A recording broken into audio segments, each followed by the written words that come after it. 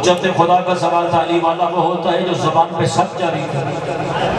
جہاں ولایت آل محمد حق ہے، جہاں معرفت آل محمد حق ہے، وہاں خدا کی طرف سے اخلاق حسنہ بھی حق ہے، وہاں خدا کی طرف سے واجبات بھی حق ہے. حسین کسی انکار کا نام نہیں ہے، حسین ہر چیز کو اچھے کرنے کا حکم دیتا ہے.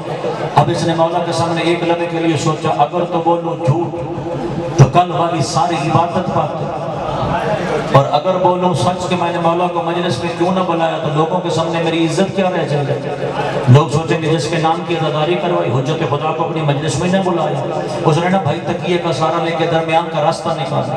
اس نے کہا مولا کل میرے گھر میں ایک عظیم عبادت تھی،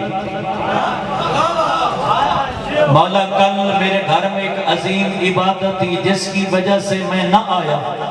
جو حسین کے نام پہ جمع ہے اس کا بولنا اس جملے پہ واجب ہو جائے گا جو نسلوں کو آزادار بنانے کے لیے آیا.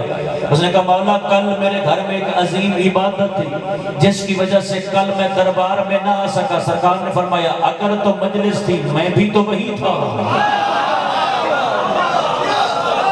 ہاتھ ہو تو اٹھنا چاہیے، زبان ہو تو نام حسین ابن علی پہ بولنی چاہیے.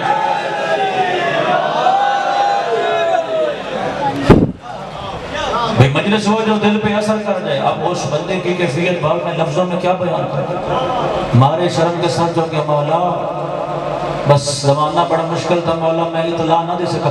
مولا ظاہر نصیب میرے مکان کو اپنے کل عزت و شرف بخش. بولا پھر تو رب کے سارے فرشتے رہتے میرے گھر کے طواف میں ہوں گی، حجت خدا میرے گھر موجود تھی. اگر مولا میں نے آپ کے مجلس میں دیکھا نہیں. سرکار نے فرمایا ان آنکھوں سے تھوڑی نظر آتا ہے. ہمیں دیکھنے کے لیے دو شرطیں ہیں. پہلی شرط ہے پیٹ میں لقمہ حلال کا ہونا چاہیے.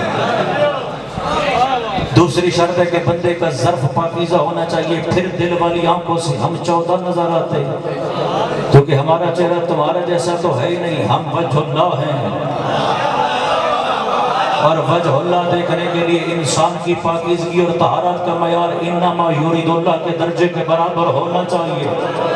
اب دیکھو گا مجلس آل محمد میں بندہ 100-150 ہے یا لاکھوں کا اجتماع ہے، تیرا نوکر اکیلا رہ جائے گا یا سارے میرے ساتھ حسینی ذکر میں با جماعت ہو جائیں گے. بھالا میں نے آپ کو مجلس آل محمد میں دیکھا نہیں، چونکہ حجت ہوتا ہی وہ ہے جو کائنات کی ہر جگہ پہ نگاہ رکھتا ہو. حجت وہ ہوتا ہے جس میں کائنات کا کوئی ذرہ اس کی نگاہوں سے اوجھل نہ ہو. سرکار نے فرمایا تیرے گھر میں ایک پچھلی طرف کھلنے والا دروازہ ہے. حیرت سے کہتا ہاں میری مالک ہے. فرمایا اس کے پیچھے ایک کھڑکی ہے. ہاں میری مالک ہے. بیدار ہوئیے گا جو نام حسین پہ آیا ہے. سرکار نے فرمایا اس پہ سفید رنگ کا پردہ ہے. ہاں میرے مالک ہے. فرمایا اس پردے کے ساتھ بیٹھ میں نے مجلس سے اذان سنی. سرکار میں نے آپ کو نہیں دیکھا. سرکار نے فرمایا تو بار بار باہر بھی جاتا تھا، بار بار اندر بھی جاتا تھا، عزاداروں کا استقبال بھی کرتا تھا، عزاداروں کو دروازے تک چھوڑنے بھی جاتا تھا. خدا کی قسم اس بندے کا قلعہ کریم کربلا کی بارگاہ میں کر دوں گا جو حسین ابن علی کے نام پہ آیا اور تحفظ عزاداری کی مجلس میں اپنا کلام اپنی زبان اپنے نوکر کے ساتھ با جماعت نہ کر سکا. اس نے کہا سرکار بتائیں تو صحیح ساری مجلس چھوڑ کے مجلس کے آخر میں دیوار کے ساتھ کیوں بیٹھے؟ سرکار ممبر کے سامنے کیوں نہ بیٹھے؟ ممبر کے دائیں کیوں نہ بیٹھے؟ ممبر کے بائیں کیوں نہ بیٹھے؟ میں دیکھوں حسین کا نوکر کہاں موجود ہے. صادق نے فرمایا کیسے بیٹھتا؟ ممبر کے سامنے میرے جد محمد بیٹھے. اللہ کرے یہ ہاتھ ہمیشہ بلند رہے جو مجلس شبیر میں بلند ہے. مل کے بولیے حیدر.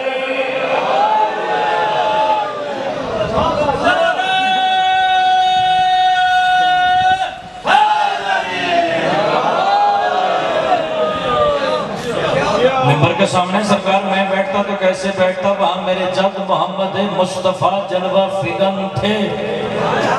ممبر کے دائیں میرے جد علی ابن ابی طالب موجود تھے. ممبر کے بائیں میرے جد حسن مصطفیٰ موجود تھے. ہے کوئی مجلس آل محمد میں شبیر کا ماتمی جو اگلے جملے کی قیمت ممبر کی بلندی تک بھجوائے؟ اب اس نے پوچھا مولا باقی کا تو بتایا. جناب سیدہ فرمایا پردے کے پیچھے. ہو بطول کی کنیز اور ہو بے پردہ یہ ممکن ہی نہیں ہے. حسین کی عزاداری کا اگر معیار دیکھنا ہے تو ہمارے جلوس میں 10 محرم ہماری بہنیں بیٹی ہماری ساتھ ہوتی ہیں. ہم درمیان میں پردہ نہیں لگاتے. جو بغیر پردے کے پردہ لگائے اسے حسین کہتے ہیں. جو تیری آنکھوں اور حواس پہ پردہ جاری کر دے اس کریم کو حسین ابن علی کہتے ہیں۔ اور سرکار یہ تو بتا دیا آپ کے جد حسین ابن علی مجلس میں کہاں ہوتے ہیں؟ سرکار نے فرمایا امام حسین مجلس میں تشریف نہیں رکھتے، وہ مجلس میں چلتے پھرتے رہتے، کبھی اس انداز سے کبھی اس انداز سے کبھی اس انداز سے، باوضو آیا کر حسین کے دربار میں، اپنی نسلوں کو ساتھ لایا کر حسین کے دربار میں، اپنے کانوں کو کھول کے رکھا کر حسین کے دربار میں، اپنے ظرف کو وسیع رکھا کر حسین کے دربار میں، جو کہیں سے نہ ملے وہ مانگا کر حسین کے دربار سے، کیونکہ یہاں وہ ہوتے ہیں جو اللہ کی رحمت کل کا مجسم ہے، جو یہاں سے نہیں ملتا وہ پھر کائنات میں کسی در سے نہیں ملتا۔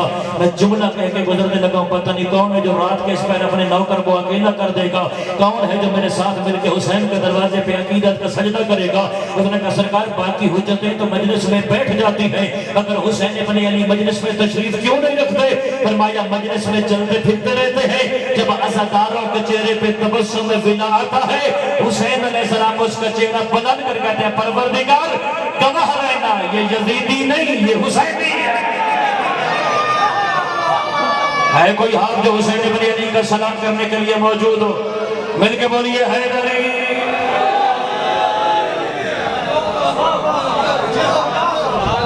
کتنی بابرکت ہے وہ مجلس جس میں محمد و آل محمد کا وجود مل جائے، کتنی بابرکت ہے وہ مجلس جس میں فرش والے تھوڑے،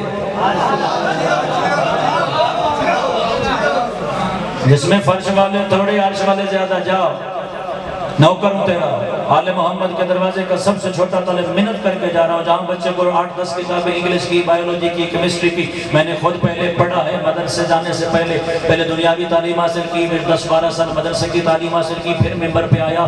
میں نوکری کرتے ہوئے جملہ کہہ کے جا رہا ہوں، جہاں بچوں کو 8-10 کتابیں انگلش سلیبس کی پڑھاتا ہے وہاں ایک کتاب حسین کے نام کی بھی پڑھا۔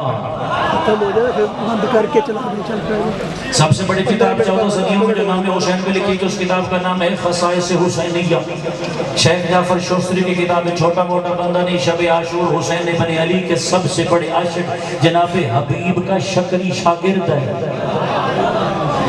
بہت بڑا عالم تھا مگر مجلس نہیں پڑھ سکتا تھا، جب ایران جاتے بندے کہتے جی حسینیہ میں آ کے مجلس پڑھیں تو وہ کتاب سامنے رکھ کے روضۃ الشہداء اس میں سے مجلس پڑھتے تھے۔ بچوں نے بہانے بنانے شروع کر دیے، کیسا عالم ہے ابھی 32 سال سے رجب میں رہتا ہے، 10-20 منٹ کی مجلس نہیں پڑھ سکتا۔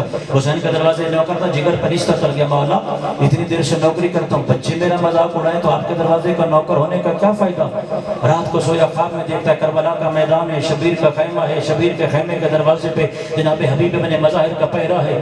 یہ چلتے چلتے کہ مولا میں خیرات علم مانگنے آیا، مولا میں خیرات خطابت مانگنے آیا، کسی پہ نیند تاری ہے تو جرم میرا نہیں، اگر کوئی ذکر حسین میں بیدار ہے تو جملہ قبول فرمائیے گا۔ حسین نے پوچھا حبیب 10 محرم کی رات کچھ کھانے پینے کو ملے گا؟ کہتا مولا اور تو کچھ نہیں ہے، تھوڑے سے ستو پڑے ہیں۔ فرمایا ایک چمچ اٹھا کے ہمارے دروازے کے خادم کو کھلا دے۔ اس نے عالم خواب میں حبیب کے ہاتھوں سے ایک چمچ ستو کا کھایا، صبح کہتا ہے اتنا علم تھا میرا سینہ پھٹنے پہ آ جاتا تھا۔